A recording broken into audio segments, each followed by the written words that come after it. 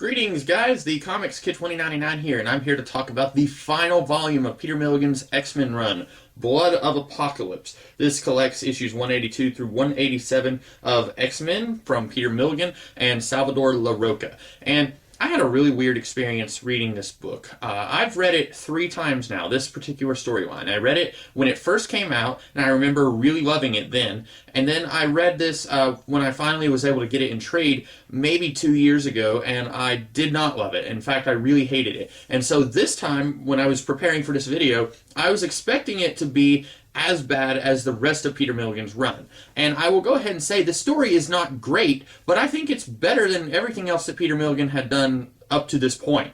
So if he had still kept going on the X-Men books, if he had done more stuff like this and less stuff like everything else in his run, I would have been much happier with his run. But that's a moot point because he stopped after this run. And I will go ahead and say the reason that I like this more than anything else that Milligan did up to this point is because in the previous storylines, Milligan focused a whole lot on characters, specifically characters acting out of character and acting very childish and stupid and making stupid decisions. That's like 80% of his run is characters doing stuff just to spite other characters, or doing stuff that makes absolutely no sense for a character to do, or doing things just because the plot needs those things to happen. That's like most of what Milligan's run was. Whether it's Emma or Iceman and Havoc or Polaris, all those characters acted really dumb throughout this run. And this volume has a little bit of that, but it much more heavily focuses on here's a big supervillain, and now the superheroes have to fight the supervillain. So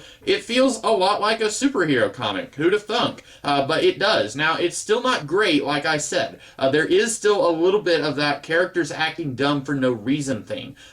This story follows the endless cycle of Apocalypse shows up, he has 4 horsemen, and at least one of the horsemen is an X-Man. That's been the cycle ever since Apocalypse was introduced with the 4 horsemen. Actually, he was introduced and he had the Allies of Evil or something like that, something stupid. And then later he had the 4 horsemen, and we had Angel, Warren Worthington III, who was one of his horsemen. And I'm 99% sure that ever since then, every version of the 4 horsemen of Apocalypse, for this particular Apocalypse, has been one X-Man at least. You had Wolverine, who is Death, you had Archangel, who is Death, and then in this particular team, you have 3 former X-Men who are Apocalypse's horsemen. Sunfire is Famine, spoilers for these last 2, Gambit is Death, and Polaris is Pestilence. So when Polaris was abducted at the end of the previous volume, somehow that dupe creature brought those 2 into Apocalypse's spaceship, I guess. And I'm pretty sure even Peter Milligan isn't really sure what was going on in that volume. He's just like, okay, we need to get Polaris into Apocalypse's spaceship, so something happens off screen. It's not explained what happened to the alien that kidnapped Polaris and the Leper Queen, and that's fine because that was a stupid storyline anyway. And so Polaris is more or less forced into becoming Pestilence. She's like the one who is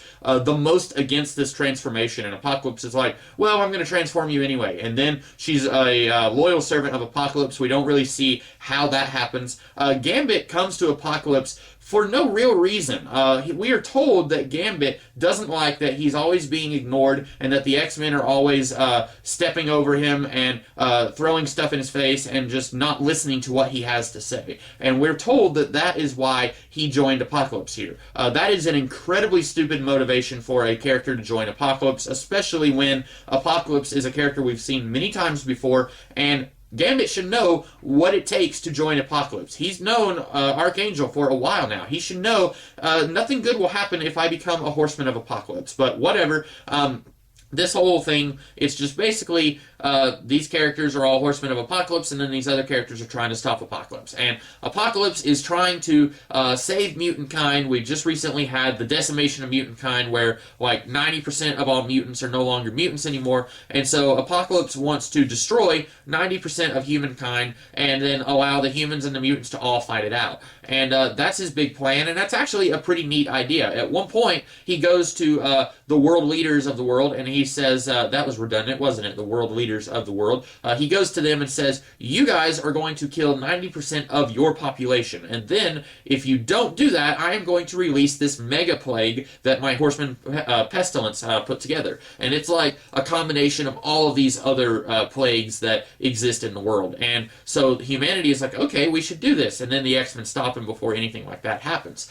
So that's actually a pretty menacing moment for Apocalypse. That's maybe the most menacing that he's looked since the Age of Apocalypse. But anyway, Apocalypse is defeated. He is kind of has a back door that throws him into the middle of outer space somehow. And then he thinks he's going to die. And then the Celestials show up. And we find out that the Celestials gave him all of this celestial technology, or they allowed him to keep this celestial technology. It's kind of unclear if he already had it or if they gave it to him. But they let him keep it in exchange for someday they were going to come back and they were going to take him away from this world. And they come back at the very end while he's floating in space and they say, it's time, you're coming with us. And that's more or less the last time that we see this version of Apocalypse. We do in a story, it was a crossover between Cable and X-Force in the I want to say it was like 2010, 2012, something like that.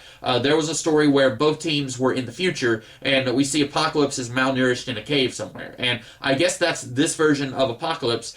We weren't told how he came back to Earth, but he was there in that future. And then after that, we had the introduction of Kid Apocalypse in Uncanny X-Force, and then later he was being used in Wolverine and the X-Men by Jason Aaron. And that version of Apocalypse, very briefly, transformed into something that looks a lot like this version of Apocalypse in Remender's Axis storyline. But we have not, as of the recording of this video, we have not seen this guy show up since he was kidnapped by the Celestials. And personally, I am just ecstatic. I did not care for this character very much.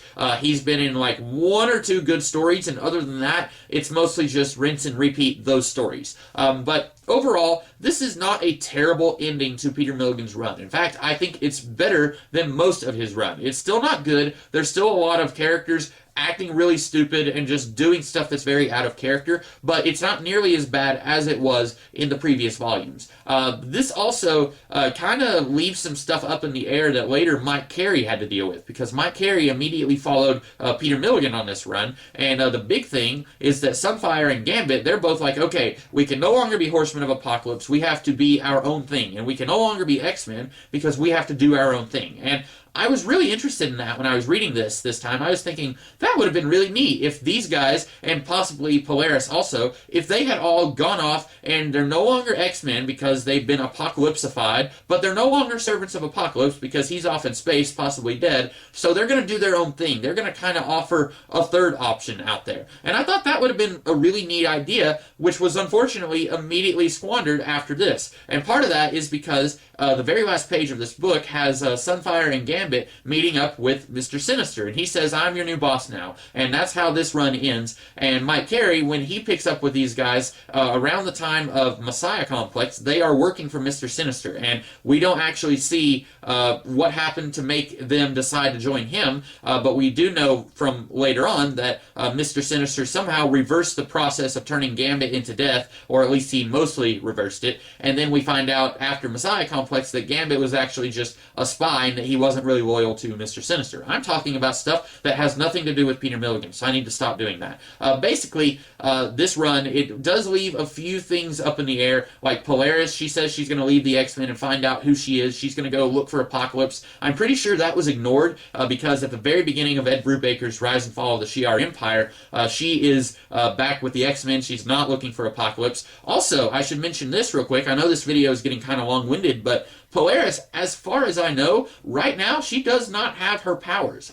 In House of M, she lost her powers. And then in this book, we are told that Apocalypse gave her her powers back, but it's actually technology that is meant to resemble her old powers. And so, as far as I know, that was never retconned away. And as of now, she doesn't have actual mutant powers. She just has technology embedded in her body that resembles her old powers. So I thought that was kind of neat. Something that we're probably never going to see referenced again as far as I know. But this does kind of lead into a few other X-Men runs. Mystique comes back Actually, I think she came back in the previous volume with Pulse. I did mention that in my previous review. But she's back here, and she kind of helps fight off Apocalypse at the end. And she is part of Mike Carey's run when he comes on this book. And then Havoc and Polaris, they are part of the Ed Brubaker Rise and Fall storyline. But other than that, this kind of sort of just leads right into the Mike Carey run, which started immediately after this. And that's about all I have to say. I don't think there's much more that I had to say about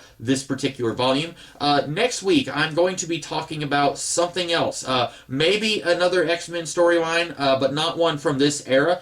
Maybe a different storyline from another era, or I might do some other kind of X-Men video. I'm not really sure, and then I'll have to look and see what else I'm going to be reading from this era. I know I've got Chris Claremont's Uncanny X-Men run to cover. I've got the new X-Men Academy X series that I want to talk about. I had Joss Whedon's Astonishing X-Men that I want to talk about. There's a lot of books out there that I want to cover, so I'm going to have to look and see which one I'm going to be doing next. So you'll find out in a couple weeks probably. In the meantime, I hope you guys liked this review. If you did, be sure to like, share, comment, and subscribe, and I will be back in the future with some other videos. In the meantime, take care. Have a great rest of the day.